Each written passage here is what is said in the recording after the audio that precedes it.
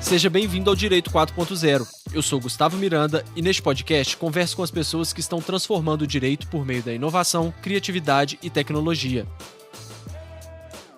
Um conceito que vem sendo muito utilizado, principalmente no ambiente de startups, é o Open Innovation, uma nova forma de pensar em como a inovação é criada.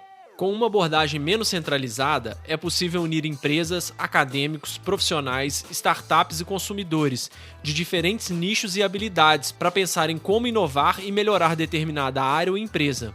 Para saber como podemos aplicar o Open Innovation no direito, eu converso com Carnelucci Spinelli. Ele é economista, especialista em gestão da inovação e Open Innovation. Possui experiência nas áreas comercial, organização e execução de eventos, recrutamento e seleção, estratégia, operações, novos negócios, treinamento e desenvolvimento humano. Há 6 anos focado em desenvolver negócios, ele já acelerou mais de 260 startups e 21 projetos corporativos em diversos nichos de mercado, impactando milhares de empreendedores.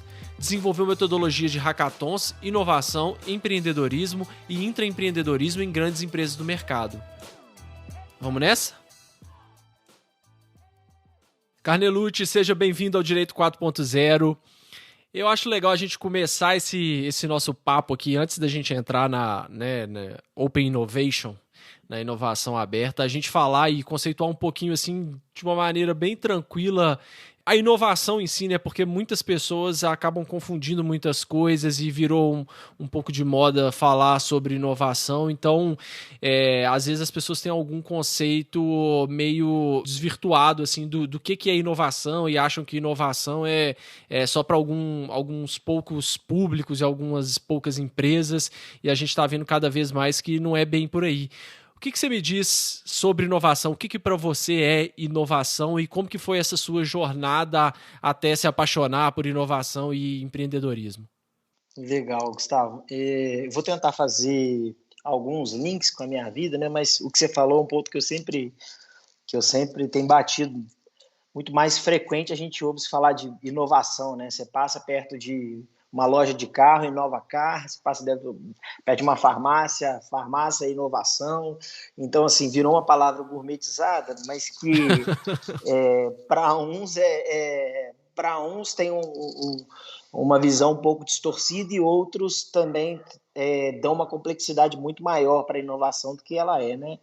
Porque, se eu fosse resumir, eu gosto muito de trabalhar em cima de uma definição, eu posso dizer que é minha, só da minha cabeça, mas que, para mim, inovação é você pegar uma receita, um caderno de receita que seja, adicionar ingredientes novos, né, e fazer algo melhor. Então, a inovação ela tem que gerar resultado, e não necessariamente ela envolve complexidade, né? Inovação ela depende de insumos criativos humanos, né? Então, quanto mais a gente tem essa interação, quanto mais a gente busca ampliar o nosso campo de visão, mais ela acontece, seja para a empresa, seja para a gente quanto profissional. Então, eu sempre gostei de buscar coisas diferentes, né? Aquela máxima de se você andar na mesma estrada, você vai ver todos os dias o mesmo trajeto. Então, você automaticamente você é aquilo que você vê, que você escuta, com quem você fala, né? Então, se você quer inovar, você precisa de elementos novos, né? E já vou emendar, então, antes de você contar a sua história, a gente pode até fazer isso ao longo do episódio, né? Acho que vai ser bem legal, porque assim, você tem um histórico de inovação em outras áreas, em outras empresas e algumas participações também no direito, né? A gente já se conheceu lá no Global Legal Hackathon, enfim. Por que você acha que a gente é tão ruim de inovação, ou às vezes até era, né? Agora a gente está melhorando um pouco, pelo menos na minha visão, a gente está melhorando, não sei se você concorda, mas por que a gente era tão ruim em inovação no direito? Eu acho que é muito do perfil do brasileiro ser aquele perfil fazedor, sabe? O brasileiro é muito bom para executar, mas a gente, quando fala de ter viés criativo, isso é muito pouco fomentado. E o direito é algo relativamente complexo, né? Então, tudo quanto é movimentação no direito é um esforço gigantesco. E as pessoas gostam do status quo, né? Então, a gente vem vendo o direito passar por uma disrupção gigantesca. Não é que o homem não tenha seu papel no direito, né? O homem, a mulher, enfim, o ser humano não tem seu papel no direito e vai sempre ter um papel extremamente importante, mas tudo que a gente puder automatizar, tudo que a gente puder deixar mais eficiente, a gente vai buscar isso para qualquer área, né?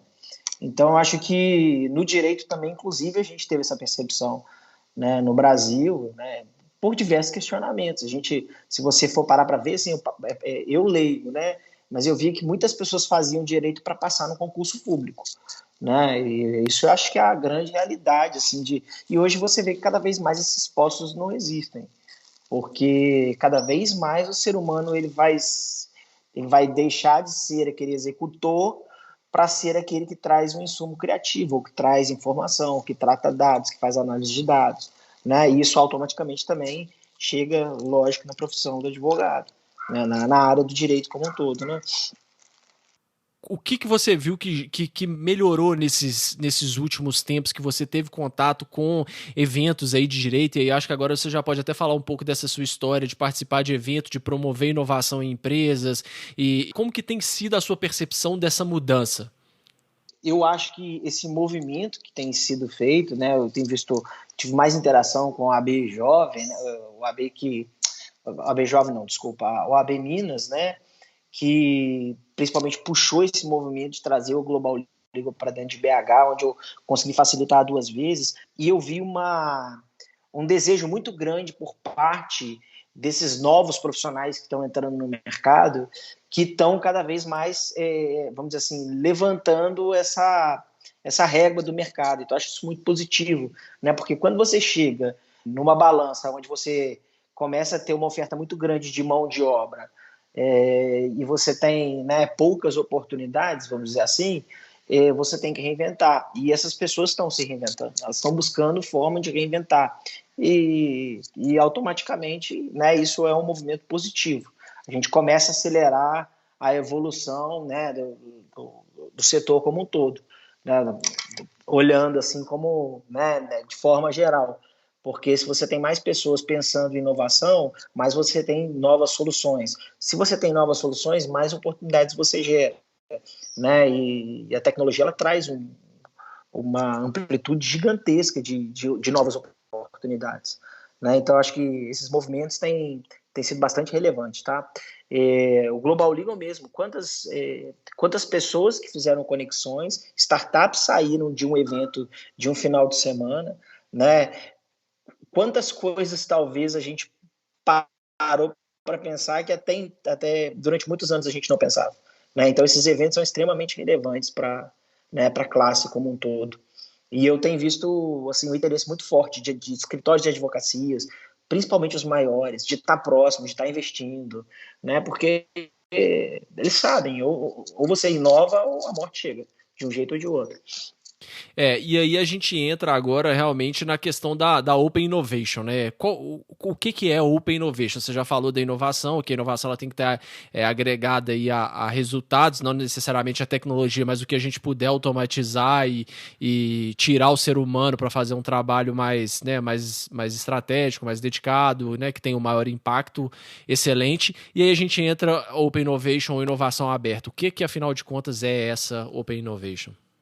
Inovação aberta é como que eu me, né, como eu me abro para o mercado para fazer um processo compartilhado de desenvolvimento, né, de resolver problemas que eu tenho dentro da corporação, né, eu volto no campo de visão, né, que eu te falei, né, quanto menos estradas eu percorro, mais limitado é o meu campo de visão, digamos assim. E para você promover um P&D hoje, em qualquer grande empresa, você tem um custo gigantesco.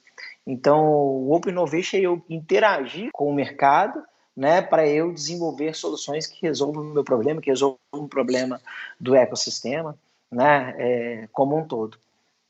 Isso aí, você falando assim, eu tenho certeza que já tem gente arrepiando, porque normalmente, né, numa empresa, vamos chamar assim, tradicional, do mercado tradicional, isso já é complicado, mas as pessoas já viram que não tem como fugir, que é preciso essa inovação aberta como busca de solução mais célere, mais rápida e mais barata. Mas agora, dentro do direito, por isso que eu falei que tem gente arrepiando aí, a gente tem esse histórico de não compartilhar muita coisa, cada um meio que no seu quadrado, ninguém fala muito porque fica com medo da concorrência, né? Pegar os segredos, entre aspas, aí, do negócio da pessoa, do escritório, e ainda compartilhar para resolver um problema, alerta ainda mais porque eu tô levando ainda o problema que eu tenho para o mercado, né? O que você diria para uma pessoa que tem esse pensamento, assim?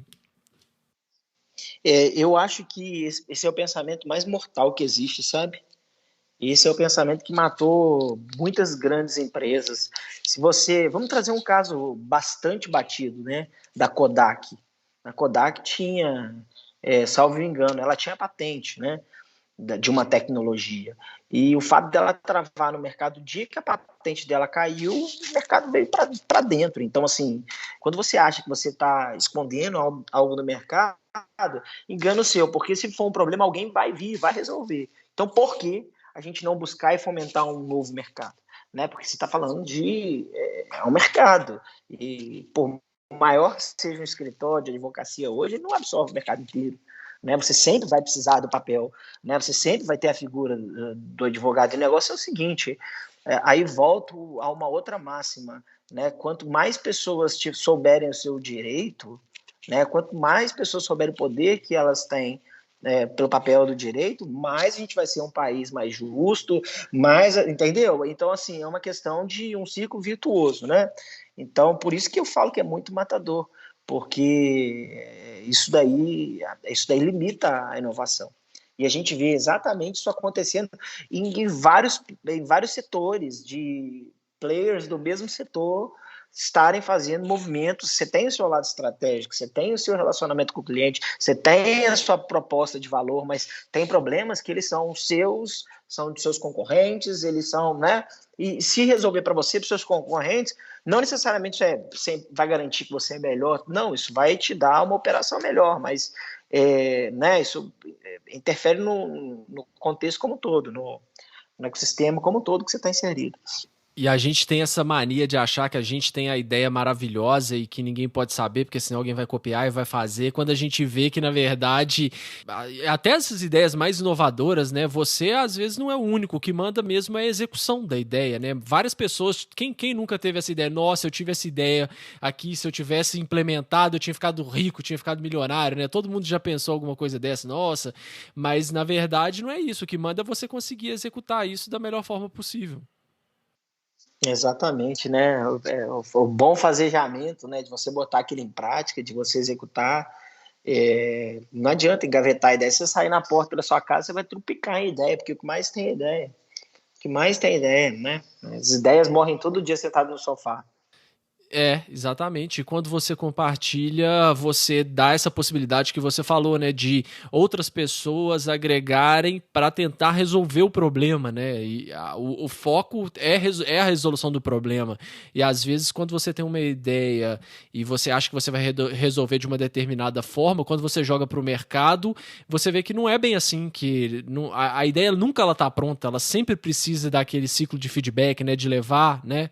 Isso é o que a gente acaba perdendo se a gente fica trancado e adota esse posicionamento de não posso revelar, não quero outras áreas, não quero pessoas de outros ramos para dar palpite aqui porque eles não entendem. Não, muito pelo contrário. Quanto mais visões diferentes a gente conseguir trazer, eu acho que mais rápido a gente consegue avançar.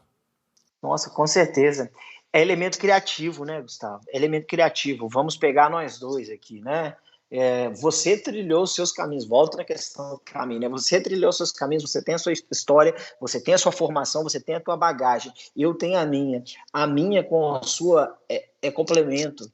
Então, quanto mais bagagem, né? Quanto mais conhecimento eu tiver embarcado, cara, né, mais rápido é o desenvolvimento de novas soluções, né, mais eficiência eu tenho para resolver problemas, né, de fato que incomodam, e você estar próximo do mercado te permite fazer validações muito rápidas, né? Então, quando você se fecha, quando você engaveta muitas das vezes aquele desenvolvimento, cara, você fica à mercê de, na hora que você for lançar isso para o mercado não queira mais, o mercado tenha mudado, né?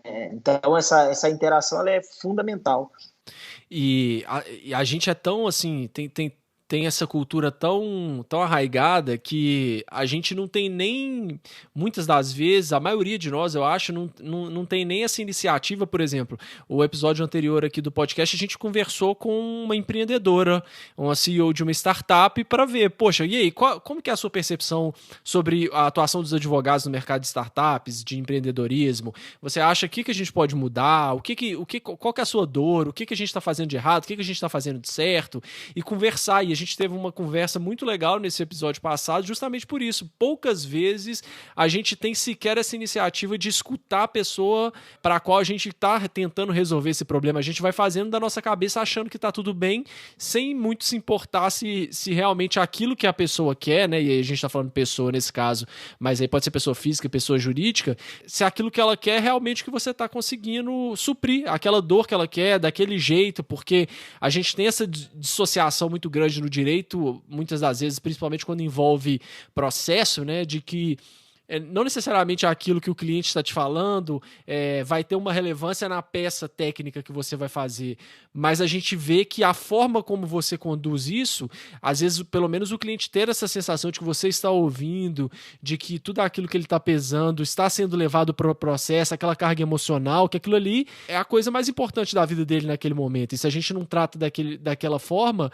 você passa uma percepção para o seu cliente muito fraca e a experiência dele vai ser péssima, né? E quando a experiência é péssima, Quando a experiência é péssima, você pode ter certeza. Ninguém procura um advogado, oba, sair de casa hoje, meu sonho é procurar um advogado porque eu tô muito feliz. Não, a pessoa geralmente tá com um problema, enfim. Você já tem que ter de início essa sensibilidade. E além disso, já é um problema, você tem que agregar isso, perceber e conseguir meio que administrar toda essa confusão ali emocional que mistura com a parte técnica, de forma com que o cliente se sinta ouvido e sinta que aquilo que ele tá dizendo e aquele problema está nas mãos de uma pessoa que está se importando com aquilo, né? Porque senão também nem justifica. sim, com certeza. Cara, você falou em alguns pontos, e aí, mais uma vez, né? O que a gente puder automatizar, a gente vai automatizar, né? O advogado, cada vez mais o papel dele vai ser esse papel relacional, né? E aí é o que você falou, é de saber, eu não posso pensar com os meus olhos, eu tenho que pensar com os olhos do meu cliente, é nele que aquilo tá gerando algum impacto, né? Então, eu ter esse processo intuitivo, eu saber, né, me relacionar com o meu cliente, que faz a diferença. E por mais que a gente está indo para uma era de automatização, a gente nunca vai perder o lado humanizado de negócio nenhum, né? Então, essa questão relacional ela é fundamental. Acho que até valoriza muito mais, né? Isso, na verdade. Quanto mais tecnologia você tem, mais o lado humano vai ser valorizado, você acha também? Demais da conta, porque mais uma vez, a tecnologia veio para nos dar base para a gente fazer o que realmente a gente quer, né? É o processo, é o intuito criativo, é a gente cada vez menos ter menos esforço no sentido de, né, de fato, exaurir o corpo humano, ou aqueles tipos de trabalhos que a gente tinha que, de uma certa forma, não, né, eles traziam algum impacto. Tudo isso a gente vai substituir. Um trabalho, às vezes, que é um trabalho ruim de se fazer, tudo isso a gente vai, de uma certa forma, buscar outros meios. Mas o lado criativo humano, o lado relacional, né, aquela coisa de você conversar com o teu cliente, entender e traduzir da forma mais amigável para o teu cliente ter uma experiência melhor, isso sempre vai ter uma interface humana, né? Isso a gente nunca vai perder. Então, como que eu começo? E a gente está sempre falando assim, né? A gente está falando em escritórios, advogados, mas isso aplica em tudo, né? Você, cliente aí, poder judiciário, se você é um funcionário público, você também tem um cliente, né? O cidadão que está ali procurando, ou às vezes até o advogado mesmo que está ali, faz parte desse núcleo. Você saber levar e entender o que o cidadão precisa do poder judiciário, como que ele gostaria que fosse feito, que fosse conduzido um processo, quais as etapas que tem o maior gargalo, enfim, isso tudo se aplica a todo tipo, a todo o mercado, né? Não só escritórios e advogados, né? Mas como que a gente começa, então, a implementar um processo de Open Innovation, seja aí dentro de um escritório ou no Poder Judiciário, alguém que está interessado em inovar mesmo, por onde começar?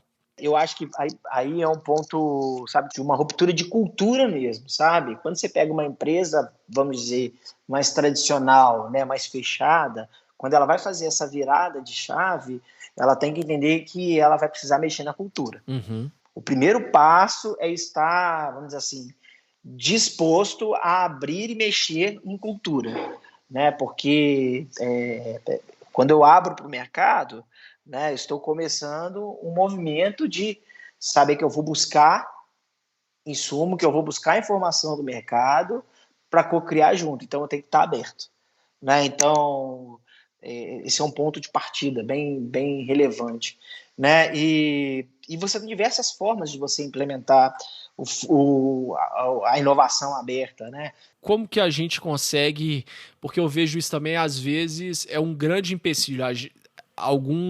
Algumas pessoas têm essa iniciativa, querem inovar, sabem que precisam também dessa mudança cultural, mas ela está tão arraigada que fica difícil de você conseguir mudar a cultura. Como que a gente começa mudando a cultura? É pelo exemplo ou tem alguma técnica, alguma metodologia que a gente consegue para trazer todo mundo? Porque muitas vezes, se não tá todo mundo engajado, né, a coisa não adianta, não funciona, você vai ter um esforço gigantesco para nada. Como que a gente consegue mudar essa cultura, seja aí de um escritório, de um departamento jurídico, enfim? Mudança de cultura é uma coisa que ela leva tempo, né? Você não pega uma empresa tradicional e burocrática e você implementa processos de inovação, você não traz ferramentas de agilidade e da noite para o dia aquilo ali vai acontecer, né? Então, meio que é um movimento. E você tem que ter, sim, um grupo que puxa esse movimento, né? Isso tem que ser conduzido por pessoas. E, mais uma vez, eu acho que esse processo de mudança de cultura, isso tem que ser endossado pela própria diretoria, por quem, né, de uma certa forma, está responsável pela parte estratégica da empresa. Então, a própria diretoria, vamos dizer assim, o próprio corpo diretivo da empresa, ele tem que estar disposto a meter, vamos dizer assim, o próprio dedo na ferida e ver onde a gente precisa mudar de fato, né? E porque quando a gente fala de fazer a inovação aberta, ela tem estágios para isso. O primeiro estágio é o que eu tenho de problema hoje, o que eu sinto que são meus gargalos, onde é que são dores que eu tenho dentro da minha empresa e que eu preciso buscar no mercado, né? A máxima é foca no seu core business. O que não é core business, cara, você, em tese, você pode compartilhar o mais rápido possível para você buscar soluções que já atendem o mercado, para gerar mais eficiência para você. Enquanto você está batendo cabeça tentando recriar o mundo, né, tem um monte de startup, um monte de empresa hoje já gerando inovação para grandes corporações. Legal. Então, esse primeiro passo de, deixa eu entender, e aí vem a questão do conhecimento, né? Como é que grandes empresas do meu setor estão fazendo isso? Né? Já é feito isso hoje? O que já está acontecendo no mercado? Né? Deixa eu tentar buscar uma referência para eu começar a conduzir um processo de inovação aberta. Porque não adianta também eu ir para o mercado buscar soluções, me relacionar com startup, se eu não tiver muito claro o que eu quero resolver. O primeiro ponto é o quê? Né? O porquê que eu estou fazendo isso e o que eu estou querendo resolver. Né? Isso são questões básicas. Porque senão também vira aquele tiro no pé, né? Que você entra, porque tem muita coisa, a tecnologia ela é muito apaixonante, né? Então você entra no mercado assim, você fala, nossa, eu quero é tudo. E aí você se perde, não sai do lugar, ou gasta muito dinheiro, gasta muito esforço numa coisa que não é o seu foco, não vai resolver sua vida dentro do seu escritório, né? Aí você perdeu um tempo e aí todo mundo vai chegar e falar, aí tá vendo? Gastou um dinheiro, gastou isso e não resolveu o que a gente precisava resolver. E não é isso, né? É que foi mal planejado, né? Exato, assim, já vi muitas ações, eventos, é, supostamente de inovação aberta, mas que não trazem valor. E a inovação aberta, muitas das vezes, as pessoas trazem uma complexidade para ela, que eu volto a dizer, às vezes a inovação é mais simples do que a gente imagina. Às vezes a inovação está no simples fato de um diretor escutar um operário, Uhum. que está ali a vida inteira trabalhando, tendo problema, tendo uma dor, que ninguém escuta ele. Entendeu? Porque a realidade do diretor é outra. Exatamente. Então, como é que o diretor vai promover algo se ele não olhar com os olhos do cliente dele interno? Entendeu? Então, exatamente isso. Isso é um movimento que preconiza a mudança de cultura. Antigamente, eram aquelas estruturas hierárquicas, né, piramidais, que você descia de lá de cima, meu amigo, e telefone sem fio, chegava lá na ponta de qualquer jeito, digamos assim. Hoje não, hoje você busca em todas as extremidades fomentar o desenvolvimento, mas para isso é aquela coisa que eu falei, né? Vamos entender onde está doendo, vamos entender o que a gente tem de fato hoje de problema, porque eu só consigo trazer algo de valor, né, e provar valor se eu conseguir medir isso, e medir isso é o tamanho que isso me impacta hoje, né? O prejuízo que isso me gera. Exatamente. A gente tem inúmeros exemplos aí de inovações que revolucionaram mesmo, tipo, sei lá, Band-Aid. Band-Aid não foi inventado pela diretoria da Johnson Johnson, foi um funcionário que numa conversa pensou nisso por uma, enfim, por uma necessidade lá da esposa dele e tudo mais, mas se a empresa simplesmente não tivesse dado ouvido a essa solução dele, ia perder uma puta oportunidade, né? Então, isso é muito valioso. Parece conversa assim de não, temos que ouvir os nossos funcionários, mas não, realmente, essa multidisciplinariedade e esses diferentes backgrounds e diferentes níveis da empresa podem revelar coisas que muitas vezes as pessoas não têm coragem de dizer, né? Sim, sim, porque a gente busca a todo momento eficiência, né? Eficiência é competitividade. Então, as empresas elas entenderam isso. E as que entenderam isso, as que estão permanecendo no mercado, elas que vão permanecer no mercado, porque, mais uma vez, a dinâmica da volatilidade só aumentou, só vai aumentar. Então, aquelas empresas pesadas, tradicional zonas, né, onde você tinha, volta na questão da estrutura hierárquica muito enrijecida, né, se dificultava qualquer processo de inovação. E agora não, a gente está, aos poucos as empresas estão quebrando alguns paradigmas, né, buscando mais agilidade, né, trazendo para ponta, digamos assim, né, de fomentar a inovação dentro da empresa, profissionais de conhecimento diverso, né, a diversidade é um outro ponto essencial quando a gente fala de inovação aberta, né, se você não tem diversidade, imagina, como é que você inova se você não tem diversidade, né, é complexo, não, assim, então a diversidade ela é fundamental, senão você fica extremamente limitado, né, Exatamente. todo mundo pensando com a mesma cabeça é complicado. E aí você tinha dito então que a primeira fase seria essa cultural, né, de ouvir todo mundo e disseminar essa cultura, que é um processo longo, mas tem que ser encabeçado aí pelas pessoas, principalmente por quem vai ter essa tomada de decisão, e ouvir todo mundo, desde o estagiário lá de baixo até os sócios, fazer essa ideia circular. E qual que seria então a fase seguinte aí? Quando a gente já definiu, já levantou, já tem os desafios, já sabe o porquê que a gente quer se relacionar com o mercado, né? A gente começa a fazer a abertura, né? Para a gente poder capturar ideias.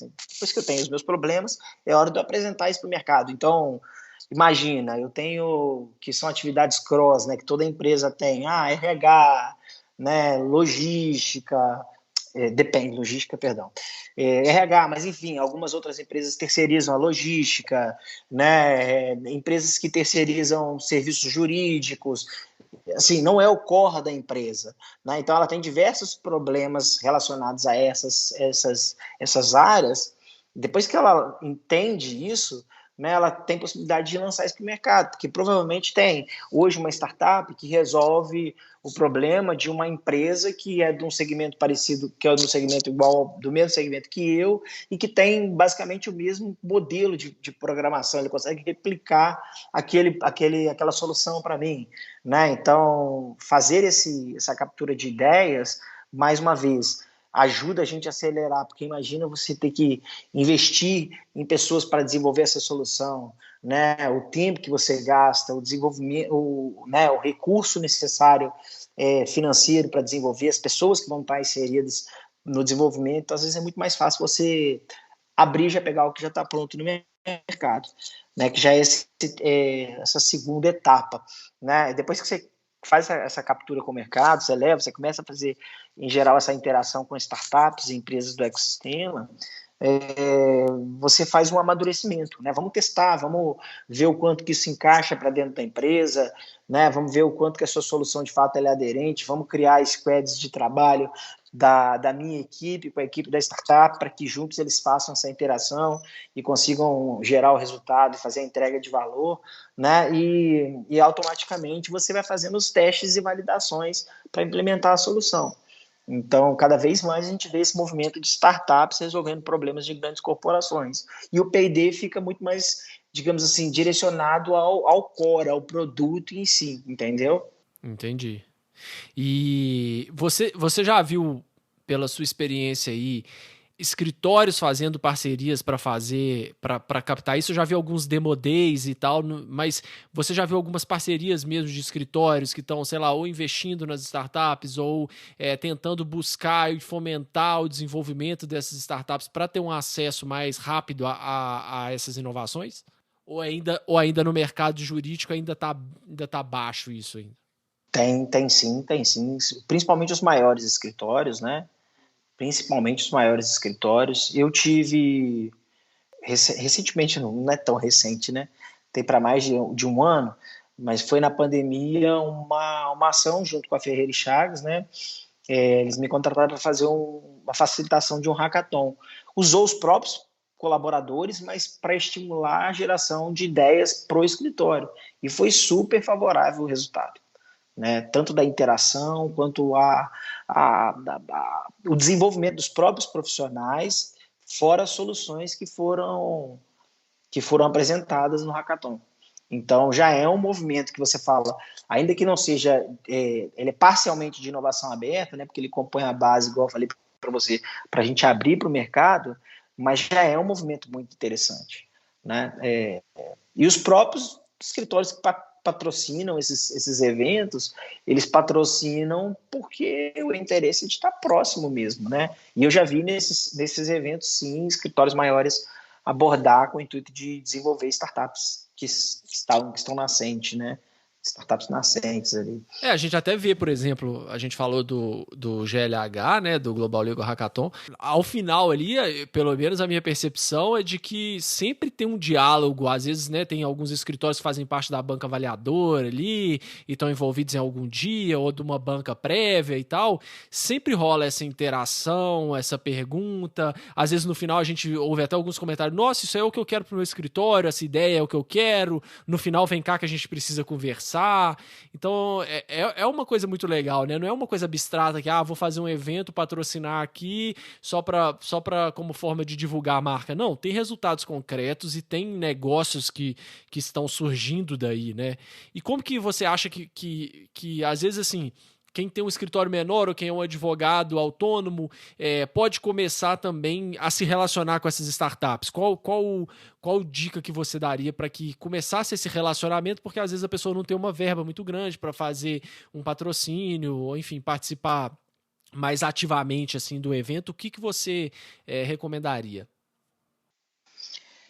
Assim, eu acho que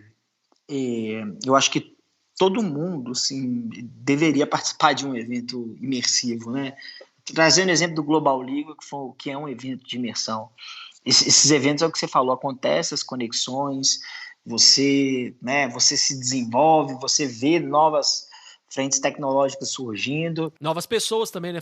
A gente também, sem contar o networking, né? Exatamente, eu acho que parte da premissa, né? Quem não é visto não é lembrado. Isso aqui é uma demonstração clássica disso, né? Exato, É né? porque a gente se conheceu no Global Hackathon e tal, trocamos alguma ideia e depois falou, poxa, tem um tema legal, acho que seria legal o Carrelucci participar do podcast e tal. Então, assim, as conexões, elas acontecem.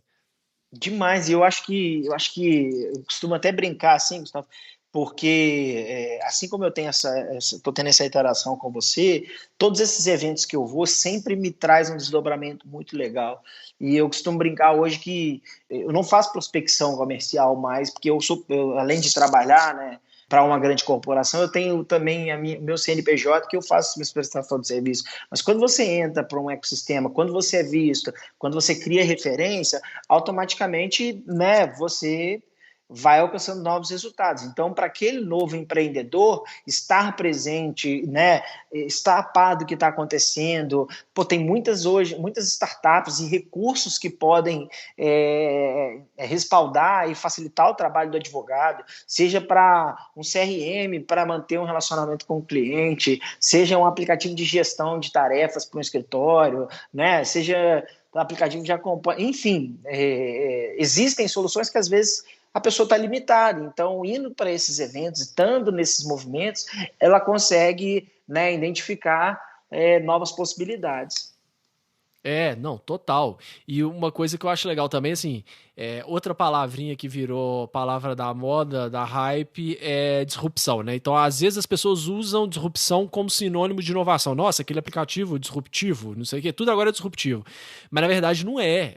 Para você inovar, você não precisa ser disruptivo e criar um outro mercado, o oceano azul, nem nada disso. Se para você lá, você tem um grande problema de, não sei, de retenção de clientes e você conseguiu uma startup que tem um software que está te ajudando a reter 80% dos clientes que você perdia, isso é uma puta de uma inovação. Você não precisa mais do que isso, né? Já tá bom, você inovou demais ali naquela área. Então, não precisa ser uma coisa monstruosa, reinventar o Uber, alguma coisa nesse sentido, né?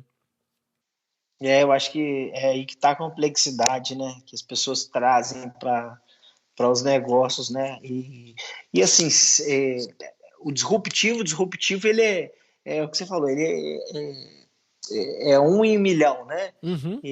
Mas você tem muitas inovações acontecendo pontuais, né, que gera valor para a vida das pessoas. Uhum. Então, isso que é importante, né? O quanto de valor você está gerando. Que tipo de ingrediente novo você está acrescentando no que já existe para fazer algo melhor, porque, né, exatamente isso, senão a gente estava até hoje acendendo fogo com pedra, mas foram vários elementos criativos que foram sendo adicionados e que hoje, né, então, assim, de fato tem uma confusão muito forte com a palavra disrupção, inovação, e é mais de entender na prática, né, como é que isso, né, e aí eu costumo dizer, né, inovação tem que estar na vida da gente, para tudo. No jeito que eu preparo meu café, se eu achar que eu tenho que inventar um jeito mais fácil, mas eu sei que para eu preparar o meu café, por que não? Não vou reinventar o jeito de eu fazer meu café, sabe? Mas Não, e você falando do café é até engraçado, né? Porque se você for olhar hoje o café mesmo, sofreu uma inovação gigantesca, porque hoje você tem vários métodos. Você tem café especial, você tem os filtros que são diferentes, você tem os moedores. Então, assim, é um mercado que tem realmente está inovando, está crescendo muito e por uma coisa, assim, às vezes tem lá o cara que faz o filtro de papel diferente para coar café. E ele inovou de uma forma que o café fica muito melhor, porque o filtro dele, sei lá o que e tal, enfim. Então, assim, né, esse exemplo que você deu é muito bom, porque realmente demonstra isso, né? Dá para inovar fazendo até o café. É a essência incremental da inovação, né? Você Aham. faz incrementos e que bom que é assim. Eu acho que, você imagina se a gente tivesse igual em Ford, né, andando de carro preto até hoje, todos os carros pretos. Você imagina, né? Então, você pode ter qualquer carro, desde que seja preto. Qualquer carro, mas desde que seja preto. Qualquer cor desde que seja preto. Então, assim, isso, imagina. Né? E eu acho que são esses insumos criativos que dão uma dinâmica para o mercado gigantesca. Né? E a gente quer a competitividade. Quantas opções como é que eram limitadas as opções de uns 20, 30 anos atrás de várias coisas, né? E hoje você, para cada tipo de novo segmento de produto, você tem diversas opções. Então, mais uma vez, a questão da diversidade, né? Quanto mais diverso é o mercado competitivo, mais inovador o mercado tende a ser, porque é sempre uma necessidade de gerar mais valor. Exatamente, exatamente. E tem mais alguma outra forma que você acha legal, além dessa participação de eventos? O que que você acha mais que dá para as pessoas procurarem para começar a se relacionar no mercado? Cara, tem conteúdo, a gente tem muito conteúdo hoje bacana. Eu sou super a favor né, de investimento em cursos, em tudo que traga conhecimento, traga bagagem, mas eu acho que é muito bom absorver tudo isso que a gente tem de informação, por exemplo, né, o próprio podcast é uma forma de você se alimentar, de você, né, entender quem está no cenário, e outra, gente, LinkedIn hoje, ele não tem, LinkedIn, redes sociais hoje quebraram muitas barreiras que a gente tinha, né, então hoje a rede permite a gente fazer conexão, acessar pessoas que estão em lugares remotos, então seguir o rastro de quem já faz mesmo, quem já fez, quem chegou em um determinado caminho, pô, vamos ver como é que chegou até ali, e depois a gente vê como é que faz para chegar um pouco mais adiante, mas é sempre bom buscar o que já tem de tangível. Legal. E o que que você acha que nós estamos fazendo de errado no direito, de muito errado no direito? Que você fala assim, cara, isso tem que mudar para ontem, né? Eu acho que são as questões burocráticas, né? Assim, embora eu tenha o nome de um jurista, e particularmente, eu gosto sempre de consultar os profissionais, né, do direito, mas eu tenho visto o direito, ele por muito tempo, na minha percepção, ele distanciou as pessoas, porque o direito ele é complexo, o linguajar do direito, os profissionais apresentam uma formalidade, às vezes, excessiva, né? E a gente tem que entender, volta na questão da intuitividade, que a gente lida com pessoas. Então, o direito ele tem que ser mais amigável, ele tem que ser mais intuitivo, ele tem que ser mais acessível, porque é por meio dele que a gente vai garantir, né, exatamente os nossos direitos, com isso que a gente vai gerar valor para a sociedade, né, volto na questão de que quanto mais as pessoas souberem o direito que elas têm, né, enfim, mais elas são empoderadas, né, a gente resolve uma série de questões sociais, mas eu acho que a gente precisa fazer esse trabalho, sabe, tornar o direito cada vez mais acessível. Cara, e eu, assim, de todo mundo que eu pergunto isso, eu faço essa pergunta, com você hoje, 100% das pessoas têm a mesma resposta. É de tornar o direito mais acessível, menos complexo, dele ser mais entendido pelas pessoas. 100% das pessoas. Olha pra você ver. Até engraçado isso, porque eu acho que no episódio anterior eu também fiz essa mesma pergunta e a resposta foi idêntica, que era empreendedora, né, que eu já falei, e a resposta foi idêntica. Olha, a gente não entende o direito tem que ser mais acessível e tudo mais. Então, assim, você quer uma demonstração maior de uma dor de mercado, né, do que essa? Não, não tem. A gente precisa transformar o direito e fazer com que ele seja mais acessível, né? Não tem dúvida. Exatamente. E de certo? O que você acha que a gente está fazendo de certo no direito agora? Eu acho que tem várias movimentações acontecendo, mais uma vez, para desburocratizar, né? Para tornar, sim, isso acessível. Eu vejo que tem acontecido, lógico, assim, aí minha visão muito externa, tá? Muito externa mesmo.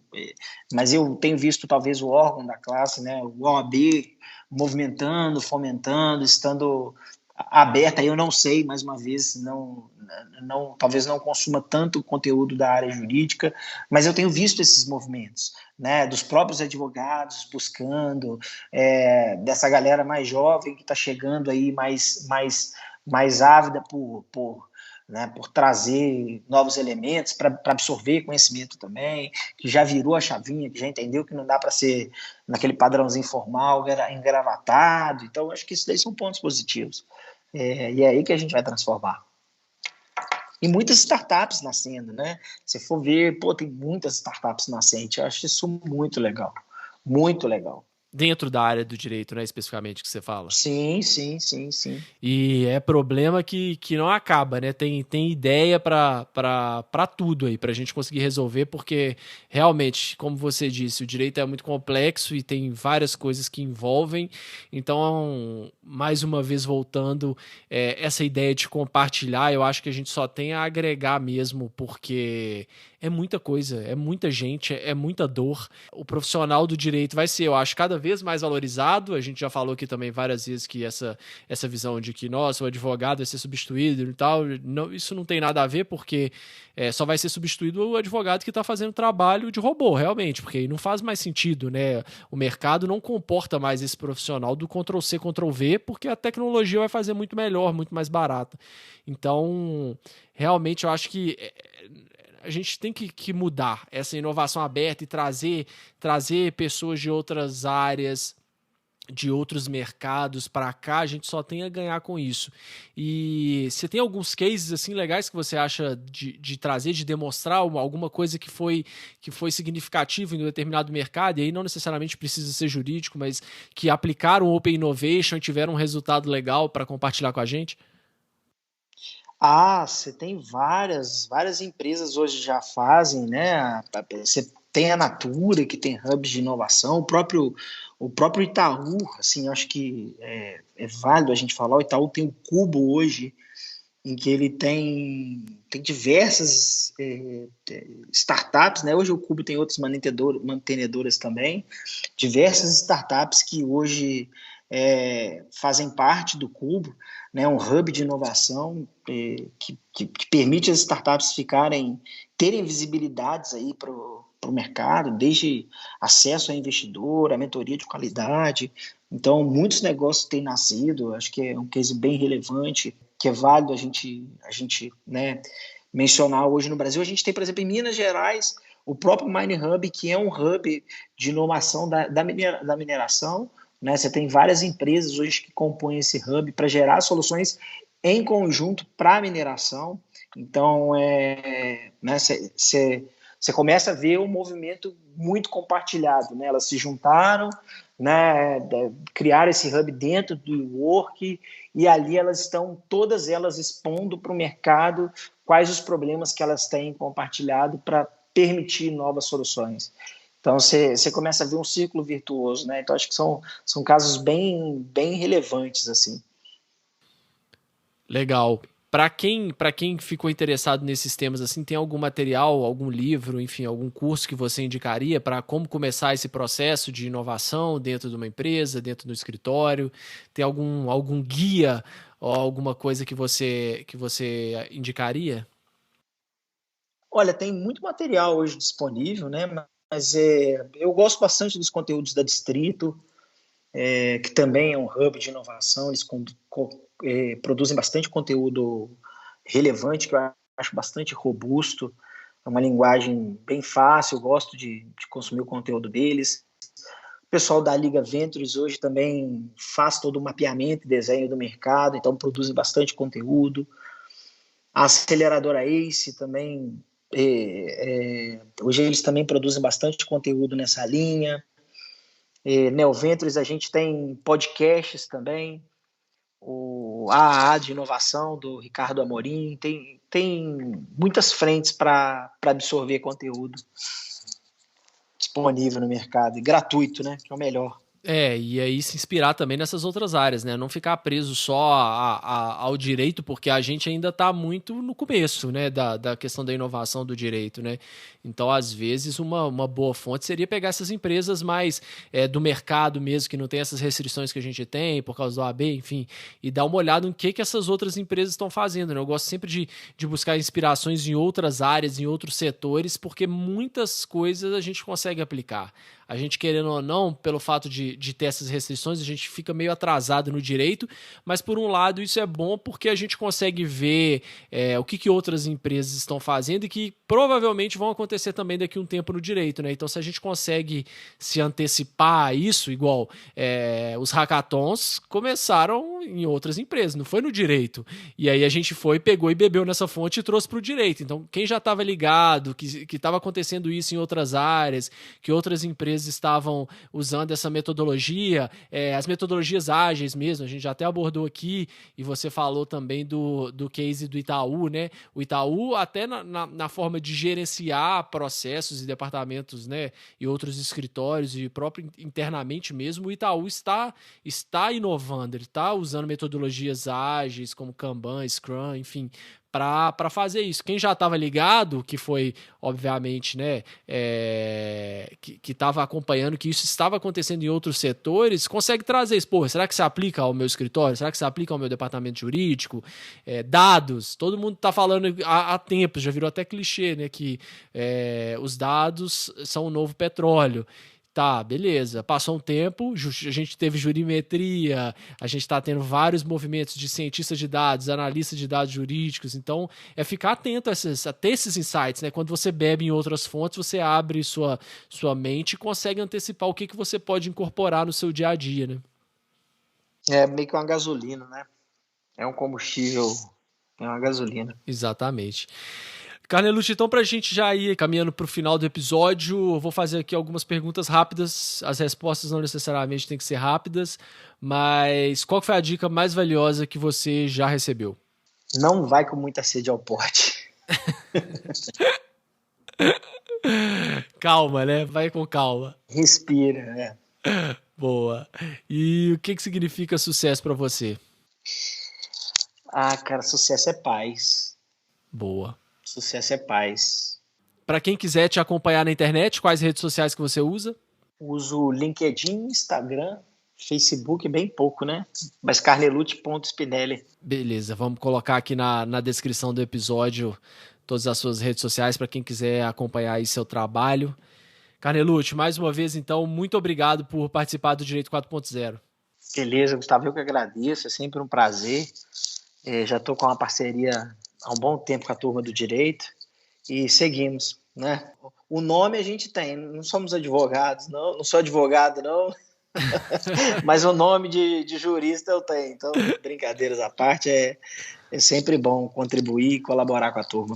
Tamo junto, cara. Obrigado, e aí vamos torcer para acabar logo essa pandemia, para a gente participar aí de mais eventos presenciais, né? Que acho que já tá todo mundo com saudade, todo mundo cansado do Zoom, né? Não fala não, rapaz. Não estou vendo a hora. Um abraço, Carnelucci. Abraço, Gustavo. Valeu, cara. Para você não perder nenhum dos nossos próximos episódios, siga o Direito 4.0 no seu player favorito. Siga o nosso Instagram, que é @Direito 4.0 Podcast. E também estamos no LinkedIn. É só procurar Direito 4.0 Podcast. Até o próximo episódio, pessoal.